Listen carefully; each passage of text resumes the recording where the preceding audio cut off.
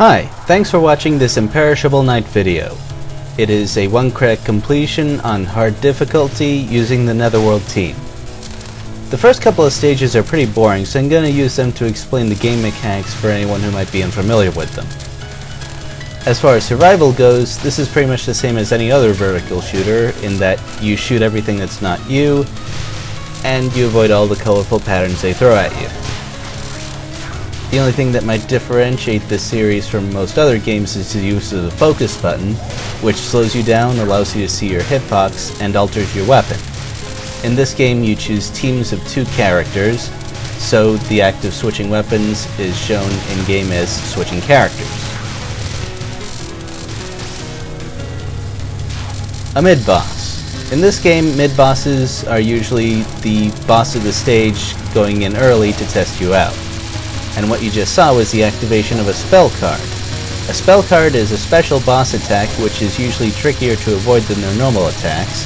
However, if you get through it without getting hit or using a bomb, you get a spell card bonus, as well as a number of time orbs, which I will explain in the next stage. Bombs are fairly standard for this sort of game.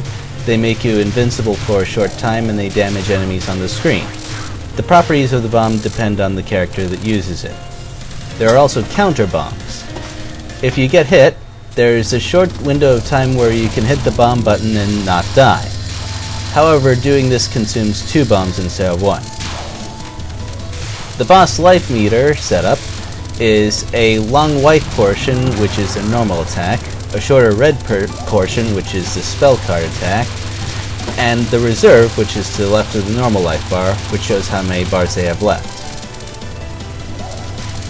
Although the life meter portion of the spell card is shorter than the normal attack portion, the actual durability is about the same. That is, a spell card is just as durable as the normal attack, even though the meter is shorter.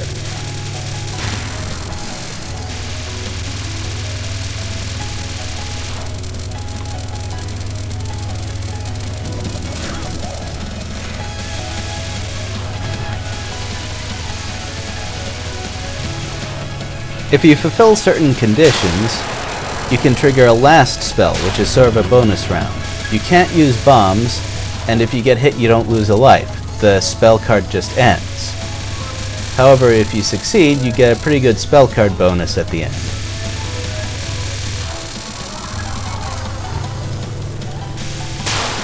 And that's stage 1.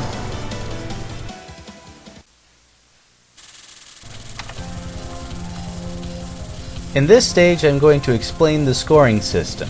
It depends heavily on the phantom meter, which is in the lower left portion of the screen. It's affected by how long and in what manner you use the 2 characters, the human side, which is the character you use normally, and the phantom side, which is the character you use when you focus. Extremes are good. If you get the meter all the way to the human side, you get time orbs for just shooting things. If you move the meter all the way to the phantom side, you get time orbs from grazing boss bullets. Grazing meaning letting an attack touch your character graphic without letting it touch your actual hitbox. Time orbs are useful in a number of ways for getting a high score. They increase the value of point items, which are the blue squares that enemies sometimes drop. Also, they allow you to meet your time quota. Each stage has a quota of time orbs. If you get that many by the end of the stage, you're allowed to face the last spell, and you advance the game clock more slowly. The game clock starts at 11 PM and ends at 5 AM. Leftover time grants you a bonus at the end of the game. The more time you have left over, the bigger the bonus is. The clock advances a full hour at the end of each stage unless you meet the quota, in which case it only advances half an hour. Now you see me collect items when I go to the top of the screen. This is called the point of collection. If I'm not at full power, I have to focus at the top, but if I'm at max power I can just move up there and everything is collected automatically. Point items give you more score the higher they are up onto the screen, up to the point of collection. Since all the items move to you when you collect them using auto-collect, You can get full point values for point items by going up there, even if they had moved down below the maximum value previously. There are a couple other ways to get time orbs as well. Many enemies and bosses use familiars, which are those white glowing balls that you've seen enemies throwing around on occasion. If you killed the enemy that created the familiar without killing the familiars themselves, the orphan familiars self-destruct. They give you a lot of time orbs, and they take out some bullets around them. You also get a number of time orbs from getting spell card bonuses, which I mentioned in the previous stage.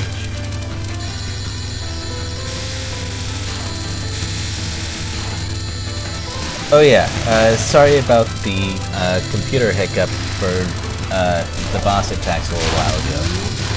It's gonna happen one more time, and